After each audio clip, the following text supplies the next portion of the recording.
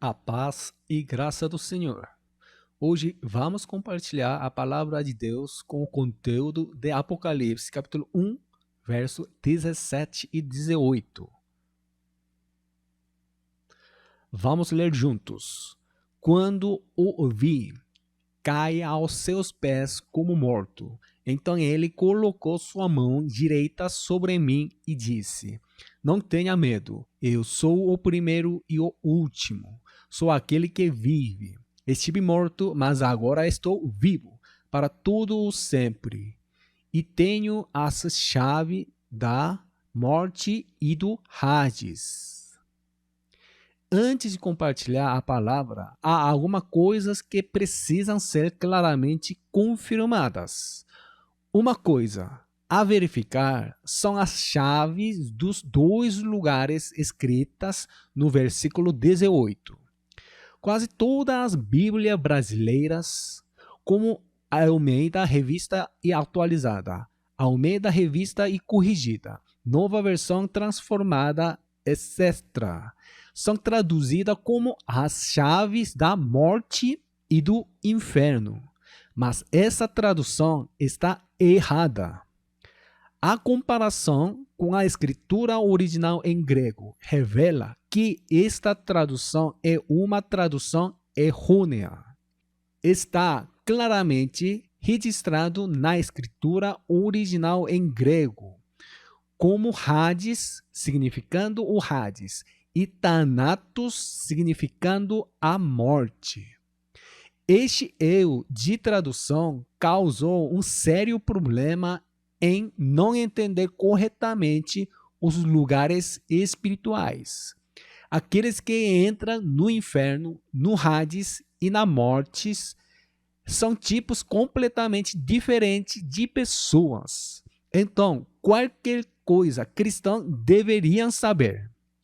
Para uma explicação detalhada desta parte, podem assistir a diferença entre o mar de vidro misturado com fogo e o lago de fogo, Apocalipse capítulo 20, verso 11 a 15. E capítulo 21 e 1. Tem sido, espero que assistam. Então, decide usar a nova versão internacional de Apocalipse, capítulo 1, verso 17 e 18. Voltaremos a isso quando explicarmos o versículo 18. Quando ouvi, refere-se quando eu, o apóstolo João, vi quem? Jesus. O livro de Apocalipse foi escrito pelo apóstolo João. E o apóstolo João tinha uma comunhão íntima com Jesus. João é, Ioannis, em grego. O hebraico é, Yohanan, foi traduzido para o grego como uma abreviatura. Tornou-se João. Significa aquele que é favorecido pelo Senhor. Porque Jesus levou o apóstolo João para o ar e depois ele mostrou as cenas a serem registradas no livro do Apocalipse no ar. Ele não foi repentinamente arrastado para o ar, mas isso era algo que Jesus já havia planejado. Veja João, capítulo 21, verso 21 a 23. Vendo Pedro a este, disse a Jesus: Senhor, e deixe que será? Disse-lhe Jesus: Se eu quero que ele fique até que eu venha, que te importa a ti? Segue-me tu. Divulgou-se, pois, entre os irmãos o dito que aquele discípulo não havia de morrer. Jesus, porém, não lhe disse que não morreria, mas se eu quero que ele fique até que eu venha, que te importa a ti? Em João capítulo 21, no verso 4, o último capítulo do Evangelho de João. Depois que Jesus ressuscitou, ele encontrou seus discípulos no mar da Galileia. Depois disso, ele os encontrou novamente nos versos 15, 16 e 17. E perguntou a Pedro: Amas-me mais do que este? Depois de perguntar isso 3 vezes, ele disse a Pedro, novamente, para apacenta os meus cordeiros.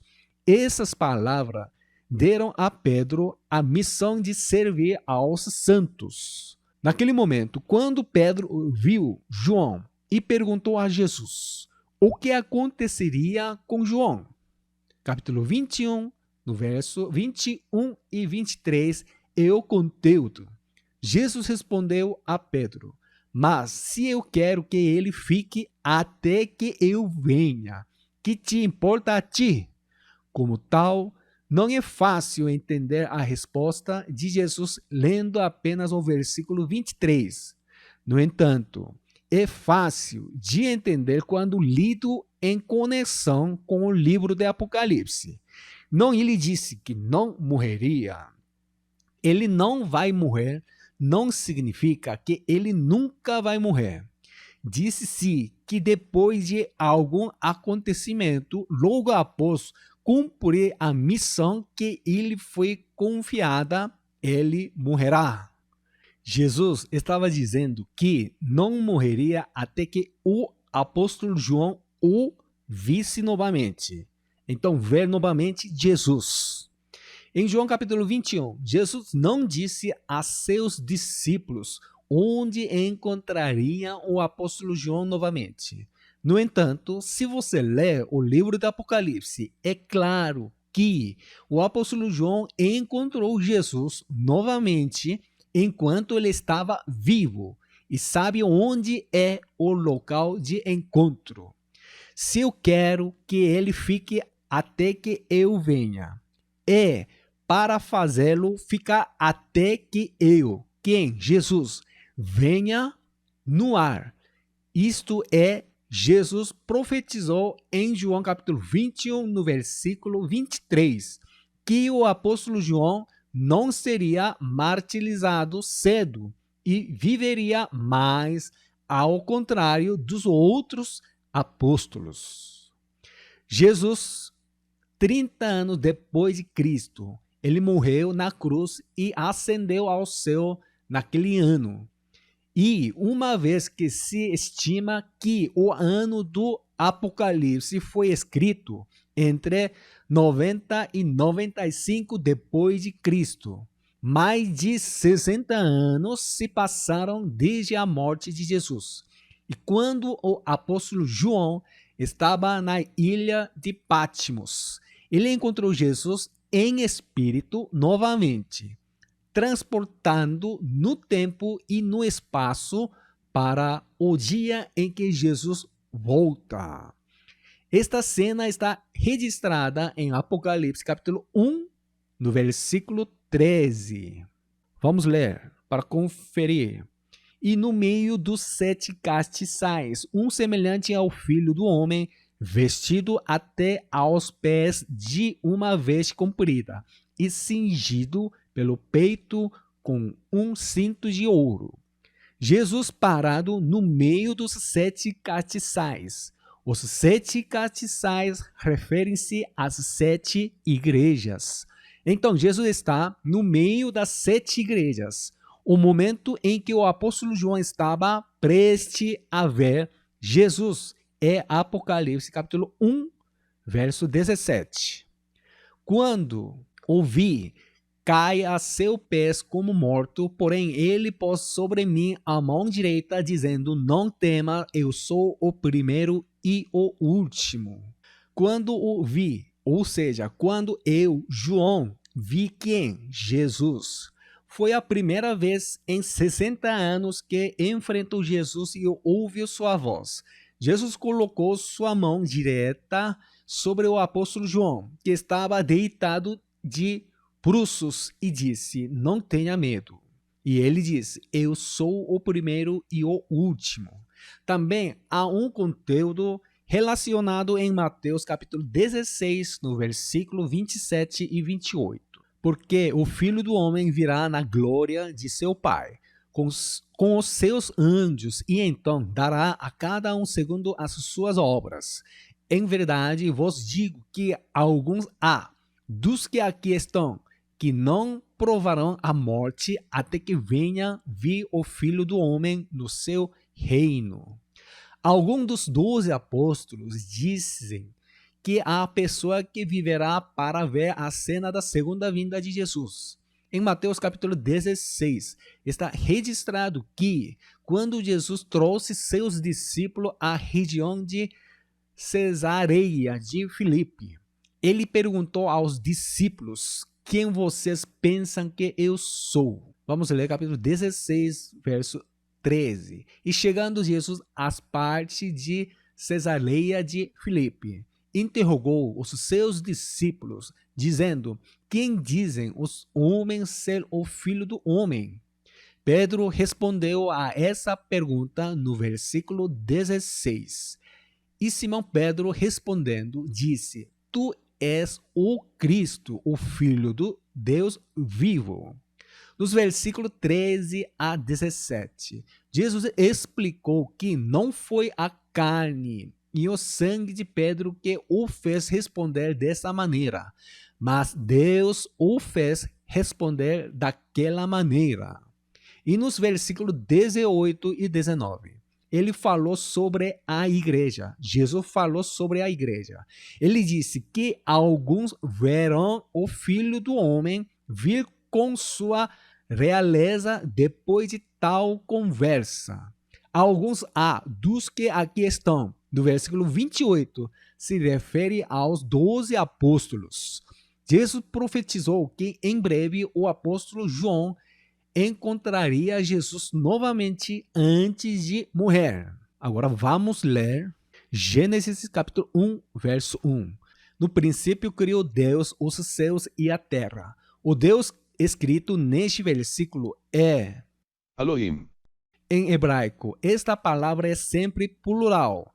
Deus do Pai, do Filho e do Espírito Santo criou os céus e a terra. O sujeito está no plural, enquanto o verbo criou está na terceira pessoa do singular.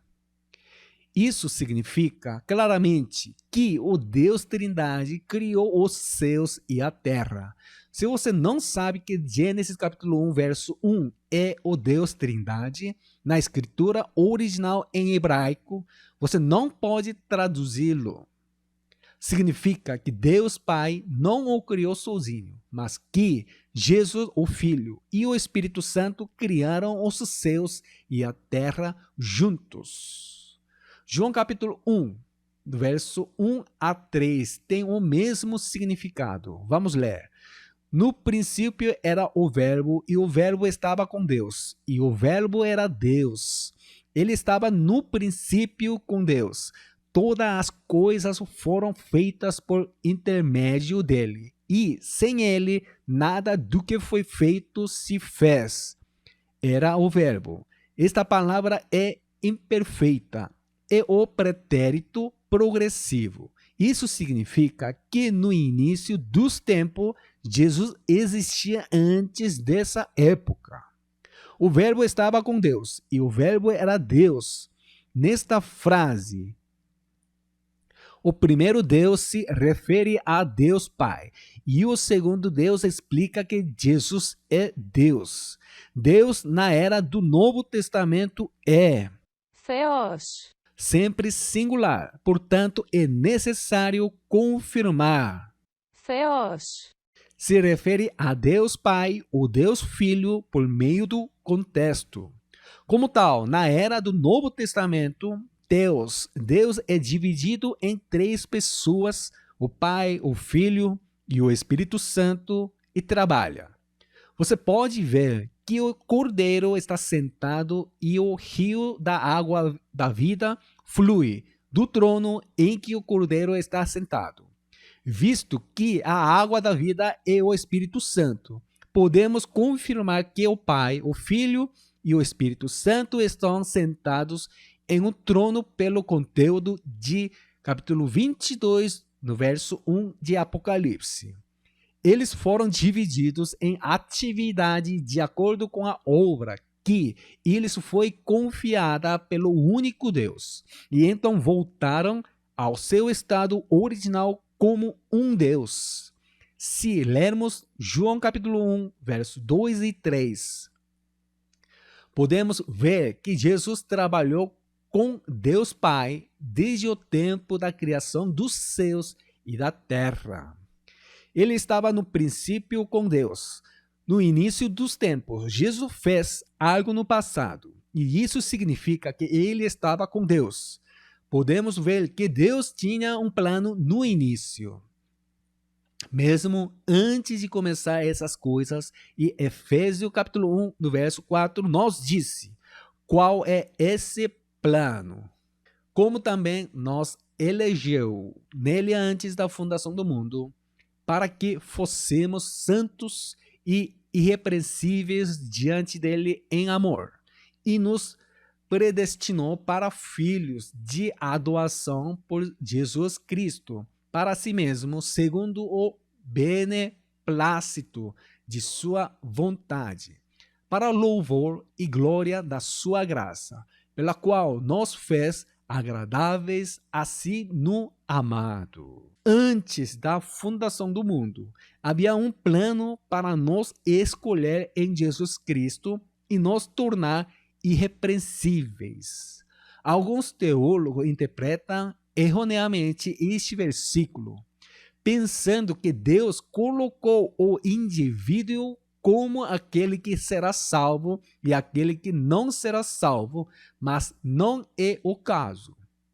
Está se referindo ao plano de se tornar o Filho de Deus por meio daqueles que vieram a Cristo para fazer do Filho um só corpo e prepará-lo como a noiva do Cordeiro. Está se referindo ao plano de se tornar o Filho de Deus por meio daqueles que vieram a Cristo para fazer do Filho um só corpo e prepará-lo como a noiva do Cordeiro. Não é que o destino da salvação de uma pessoa já tenha sido decidido. Significa que existe um plano para prepará-la como noiva do Cordeiro. E disse-se que quem participa do plano será salvo. Nos predestinou. Aqueles que estão em Cristo são legalmente filhos de Deus, porque ele fez plano em Cristo e se tornou o primogênito por meio da morte e ressurreição de Cristo. Tornar-se um filho de Deus é um processo, não é fim, porque o processo é explicado em Efésios capítulo 1, no verso 6, para louvor e glória da sua graça, pela qual nos fez agradáveis a si no amado, pela qual o propósito de ser filhos, glória da sua graça, preparando-se para o casamento do Cordeiro. Ler Apocalipse capítulo 19, o verso 6, explica como é o reinado de Deus. E ouve como que a voz de uma grande multidão, e como é que a voz de muitas águas, e como que a voz de grandes trovões, que dizia, aleluia, pois já o Senhor Deus Todo-Poderoso reina.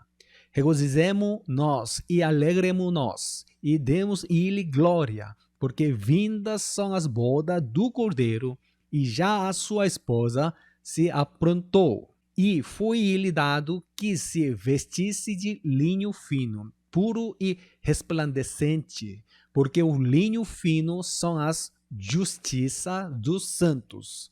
A conclusão da dispensação de Deus é que os santos se tornam um com azeite do Espírito Santo e se torna a noiva do Cordeiro.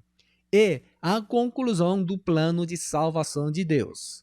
Por meio do Novo Testamento, ele nos disse claramente o que devemos fazer depois de sermos salvos.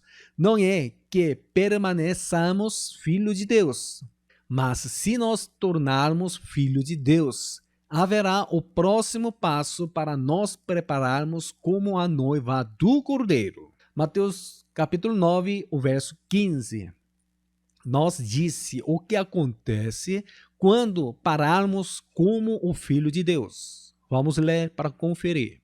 E disse-lhes Jesus: podem porventura andar triste os filhos das bodas, enquanto o esposo está com eles. Dias, porém, virão em que lhes será tirado o esposo, e então jejuarão. Filhos das bodas deve ser traduzido como filhos no quarto nupcial. No texto grego original, Υψηλονός. que significa filhos, e os pronomes denotativos. Το. E está escrito como, Νυμφών. que significa quarto nupcial. Os santos serão arrebatados ao ar, esperando no quarto da noiva para entrar na festa de casamento. Ele disse que haverá santos que serão expulsos de lá. Então jejuarão. O jejum neste versículo se refere ao jejum que alguém entra em um mar de vidro misturado com fogo, que é o inferno, por 1000 anos. É uma expressão de jejum por não comer o alimento espiritual da palavra de Deus. Existe um processo que deve ser aprovado para que haja a cerimônia de casamento com o Cordeiro, que é o tribunal de Cristo. No tribunal de Cristo, você será julgado se você está pronto ou não como a noiva de Jesus. Veja Apocalipse capítulo 22, verso 12 e 13. E eis que cedo venho, e o meu galardão está como para dar a cada um segundo a sua obra.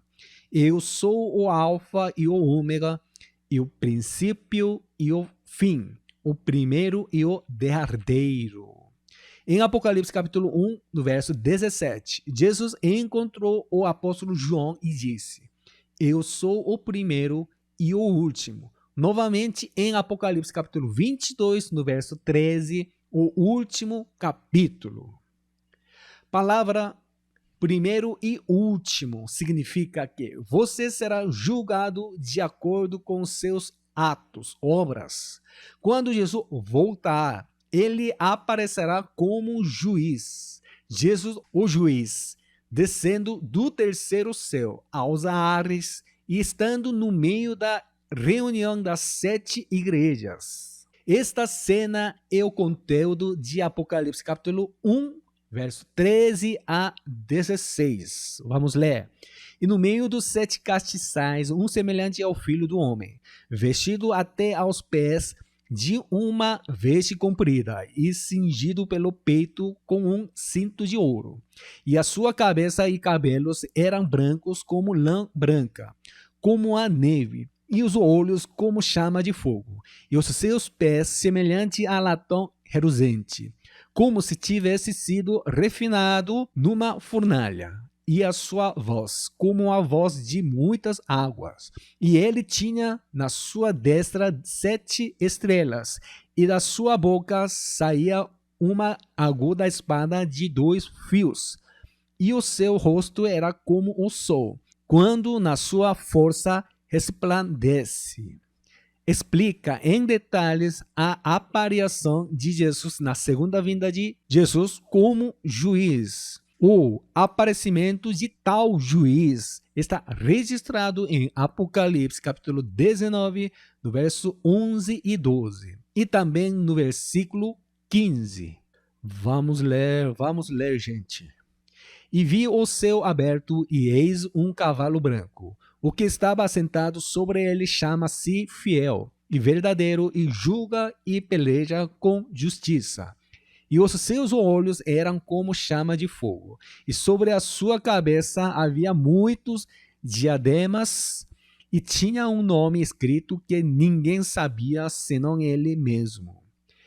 E da sua boca saía uma aguda espada, para ferir com ela as nações, e ele as regerá com vara de ferro, e ele mesmo é o que pisa o lagar do vinho do furor e da ira do Deus Todo-Poderoso. Julga e peleja com justiça. Jesus vai voltar aos ares e julgará os santos. No ar, todos os mortos e vivos em Cristo serão arrebatados. Os incrédulos não vão ser arrebatados na segunda vinda de Jesus. Apocalipse capítulo 1, do verso 13 a 16. E Apocalipse capítulo 19, verso 11 a 15. Estão explicando como Jesus julga os membros da igreja, os cristãos. Os 12 apóstolos participarão deste julgamento. Em 2 Coríntios capítulo 11, verso 2, o papel dos apóstolos é explicado. Porque estou zeloso de vós com zelo de Deus, porque vós tenho preparado para vós apresentar como uma virgem pura a um marido, a saber, a Cristo. Portanto, no tribunal de Cristo, Jesus e os 12 apóstolos julgarão os santos como juízes. O conteúdo do julgamento está escrito em 2 Coríntios, capítulo 5, do verso 10. Porque todos devemos comparecer ante o tribunal de Cristo, para que cada um receba segundo o que tiver feito por meio do corpo, o bem ou o mal. Padrão de julgamento no tribunal de Cristo é se o bem ou o mal são feitos com o corpo. Se for para julgar os santos individualmente, deve ser escrito no plural, mas está dizendo que o corpo é singular. O corpo neste versículo se refere ao corpo de Cristo, a igreja. Você será recompensado e punido de acordo com o que você fez, bem ou mal, na formação da igreja. O que é necessário para estar unido à igreja é o Espírito Santo. Será julgado se você preparou azeite do Espírito Santo. Vamos ler Efésios capítulo 4, verso 3. Procurando guardar a unidade do Espírito pelo vínculo da paz. A passagem que explica esta parte é Mateus capítulo 25, verso 1 a 13. Vamos ler Apocalipse capítulo 1, verso 18. Sou aquele que vive, estive morto, mas agora estou vivo para todo o sempre, e tenho as chaves da morte e do Hades. Sou aquele que vive, estive morto. Jesus está se apresentando como o Filho unigênito que morreu e ressuscitou como o Filho primogênito. Em Apocalipse capítulo 1, verso 5, o apóstolo João apresenta Jesus como o Filho primogênito de Deus. No entanto, em João capítulo 1, verso 14, João apresentou Jesus como o Filho unigênito de Deus. João capítulo 1, verso 14, verso 16. E capítulo 3, verso 16 e 18. E 1 João capítulo 4, no verso 9, apresenta Jesus como o Filho unigênito de Deus. Isso significa que existe apenas um Filho de Deus. Se Jesus morresse como o único, assim seria um desespero para nós, porque você não pode se tornar um filho de Deus. No entanto, Jesus ressuscitou como o Filho primogênito. Veja Colossenses capítulo 1, versículo 18. E ele é a cabeça do corpo da igreja, é o princípio e o primogênito dentre os mortos, para que em tudo tenha a preeminência. O primogênito dentre os mortos. Quando Jesus voltar, ele virá como o primogênito. E Hebreus capítulo 1, verso 6, disse a mesma coisa. E quando outra vez introduz no mundo o primogênito, diz: e todos os anjos de Deus o adorem. Desta forma, na primeira vinda, Jesus veio a essa terra como o Filho unigênito, mas na segunda vinda, Jesus é o primogênito. Apocalipse capítulo 1, versículo 5 também diz a mesma coisa. E da parte de Jesus Cristo, que é a fiel testemunha, o primogênito dos mortos e o príncipe dos reis da terra, aquele que nos ama e em seu sangue nos lavou dos nossos pecados. No livro do Apocalipse, Jesus é apresentado como o filho primogênito. O livro do Apocalipse nos disse o que os santos devem preparar como filho de Deus, o príncipe dos reis da terra. Em Colossenses capítulo 1, verso 18, está escrito que Jesus é o cabeça da igreja.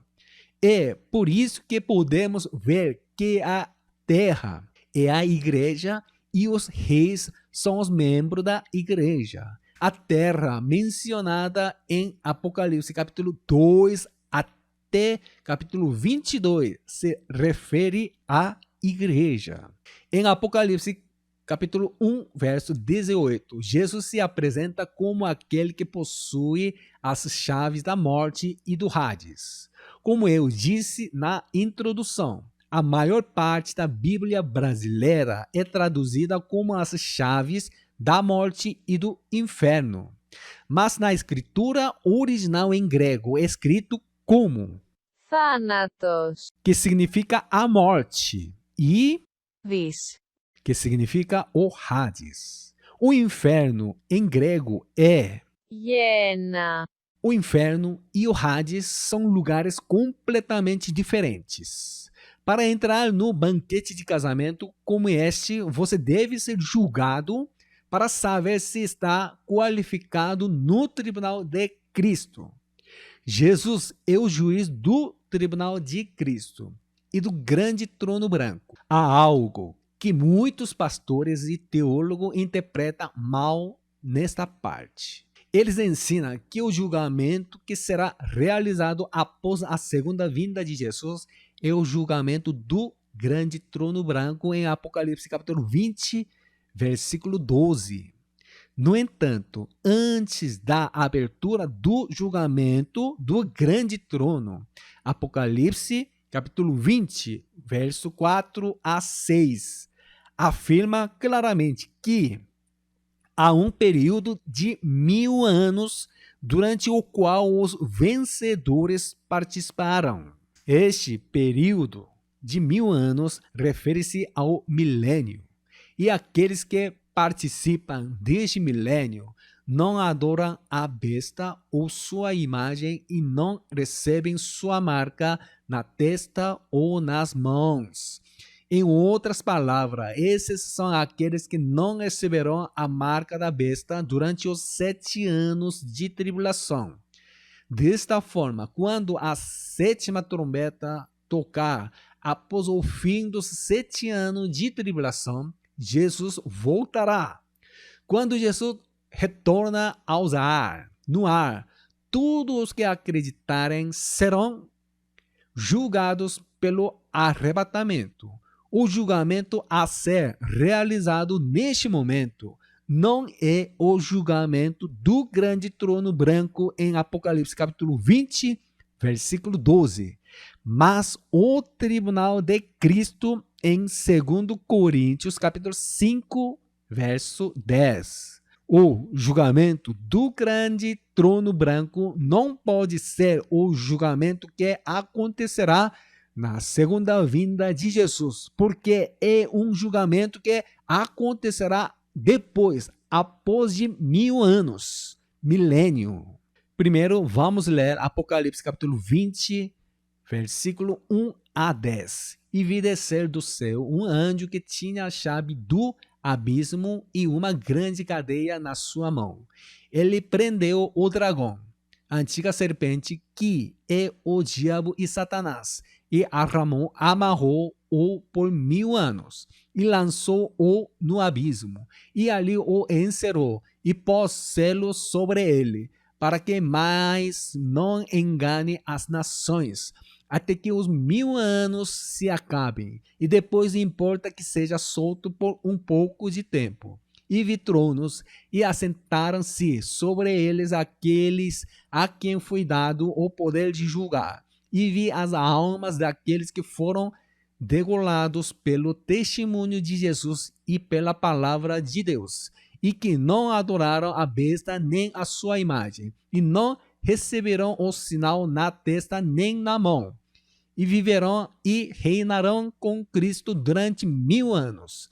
Mas os outros mortos não reviverão, até que os 1000 anos se acabarão. Este é a primeira ressurreição. Bem-aventurado e santo aquele que tem parte na primeira ressurreição. Sobre este não tem poder a segunda morte, mas serão sacerdotes de Deus e de Cristo e reinarão com ele 1000 anos. E acabando-se os 1000 anos, Satanás será solto da sua prisão e sairá a enganar as nações que estão sobre os 4 cantos da terra, Gog e Magog, cujo número é como a areia do mar, para as ajuntar em batalha. E subirão sobre a largura da terra e cercaram o arraial dos santos e a cidade amada. Mas desceu fogo do céu e os devorou. E o diabo que os enganava foi lançado no lago de fogo e enxofre, onde está a besta e o falso profeta. E de dia e de noite serão atormentados para todo o sempre. E vamos ler Apocalipse capítulo 20, versículo 11 e 13 a 15. E vi um grande trono branco e o que estava assentado sobre ele, de cuja presença fugiu a terra e o céu, e não se achou lugar para eles. Agora, verso 13 a 15. E deu o mar, os mortos que nele havia, e a morte e o inferno deram os mortos que neles havia, e foram julgados cada um segundo as suas obras. E a morte e o inferno foram lançados no lago de fogo. Esta é a segunda morte. E aquele que não foi achado escrito no livro da vida foi lançado no lago de fogo. Apocalipse capítulo 20 é um capítulo muito importante que explica as circunstâncias que ocorrerão após a segunda vinda de Jesus, por período de tempo. E visto que a história do reino milenar está escrita apenas em Apocalipse capítulo 20 em toda a Bíblia. Se você não entender Apocalipse capítulo 20, nunca entenderá o plano de salvação de Deus.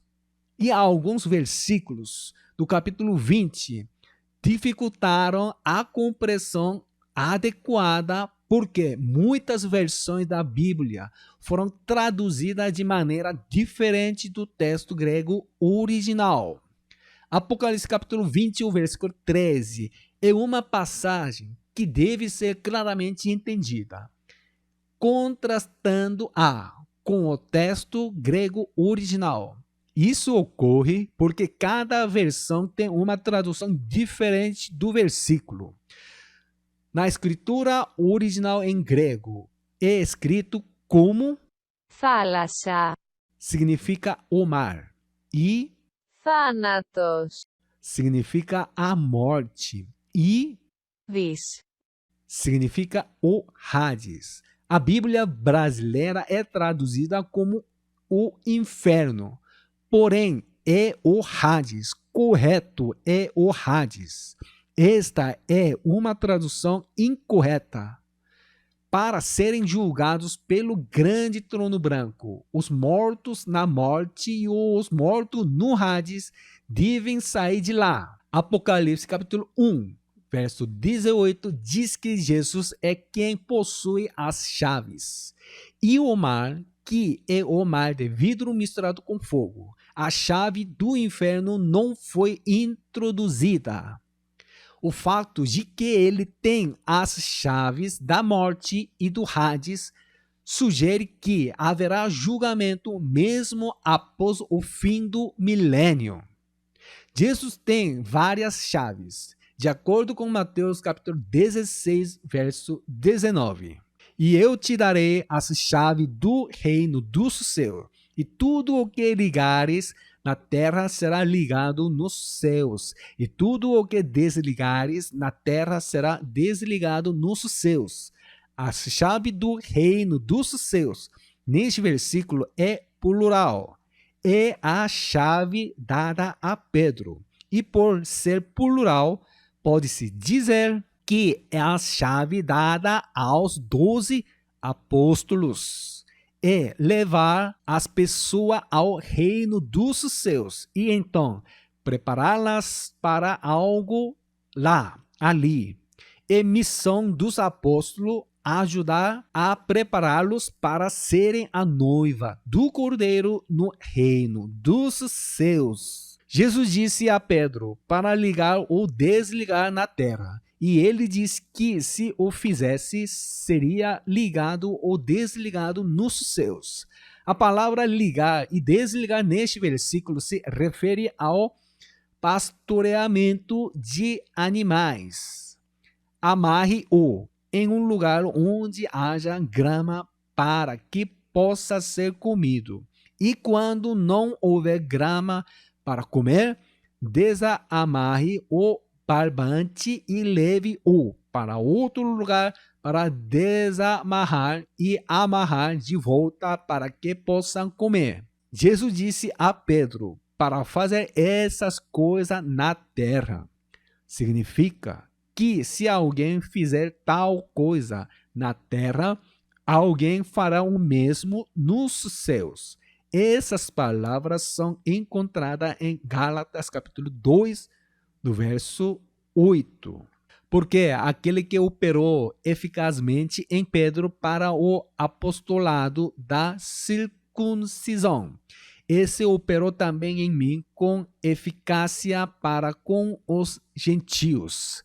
Jesus fez Pedro para pastorear os judeus, não os gentios. Pedro estava confuso sobre esta missão. Então Pedro, que estava em Jerusalém, foi à igreja em Antioquia, onde havia gentios, e tentou pregar o evangelho. Isso é o que o apóstolo Paulo disse a Pedro quando ele foi a Jerusalém em Gálatas capítulo 2, nos versículos 7 a 19.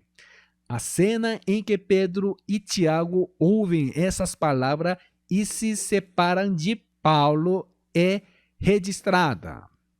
E Jesus tem outra chave, a chave do milênio, que se disse ser a chave de Davi no livro de Apocalipse. Vamos ler capítulo 3, versículo 7. E o anjo da igreja que está em Filadélfia escreve: isto diz o que é santo, o que é verdadeiro, o que tem a chave de Davi, o que abre e ninguém fecha, e fecha e ninguém abre. A chave de Davi, apresentando aquele que possui a chave do milênio. Ultimamente, Jesus tem a chave do abismo. O abismo é onde os demônios entram. Demônios vivem no corpo da pessoa. E quando o corpo da pessoa morre, eles saem do corpo e se movem. E quando chega a sua hora, eles vão para o abismo. Há demônios no abismo. E quando a quinta trombeta de Apocalipse capítulo 9, verso 2, toca, eles saem do abismo e entram naqueles que não receberão o selo de Deus. Aos olhos do apóstolo João, a cena em que os demônios saem do abismo parecia fumaça subindo. Por isso foi descrita como tal. A quinta trombeta se refere à primeira metade da tribulação de 7 anos. Neste momento, a cena de demônios saindo do abismo e testando a igreja é o conteúdo do início do capítulo 9. Depois que o diabo entra no abismo e passa 1000 anos, ele é liberado brevemente para enganar o mundo. E, por fim, é lançado no lago de fogo. Apocalipse capítulo 20, do verso 1 a 3 e 7 a 10 são o conteúdo. O período de 1000 anos está claramente registrado nesses versos. Diz-se que é um reino de 1000 anos, porque é para reinar, reger com Jesus por 1000 anos. Os protagonistas do reino do milênio são Jesus, os 12 apóstolos e os santos que são vencedores. Eles não governam na terra, é assumir um corpo espiritual e regerão como rei no ar. Durante o reino do milênio, o diabo e os demônios serão aprisionados no abismo. Durante o reino do milênio, todos os que vivem nesta terra são incrédulos que não conhecem a Deus. Porque na segunda vinda de Jesus, todos os que creram serão arrebatados. Os descrentes incrédulos que vivem na terra levam uma vida pacífica, porque não existem o diabo e demônios. No entanto, como foi depois que as pragas das 7 taças foram derramadas, o estado da terra não será o mesmo de agora, mas uma situação devastadora. E depois de 1000 anos, o diabo sairá do abismo novamente e reunirá os incrédulos que vivem na terra para atacar o acampamento do santo no ar e a cidade que ele ama. Mas o fogo desce do céu e os consome. E o diabo é lançado no lago de fogo. Está registrado em capítulo 20, nos versículos 7 a 9. Apocalipse capítulo 20, verso 9, é um versículo com graves erros de tradução. Essa parte é explicada em detalhe nos vídeos O Milênio, Juiz do Trono Branco, Lago de Fogo, Apocalipse capítulo 20. O reino do milênio é uma oportunidade para aqueles que vencem e se tornam a noiva do Cordeiro para governar o reino como um corpo espiritual com Jesus no ar, não para viver em paz na terra. Ao lermos o texto de hoje, descobrimos o que o apóstolo João tinha ouvido depois de se reunir com Jesus, depois de se mover como um espírito após 60 anos de separação de Jesus.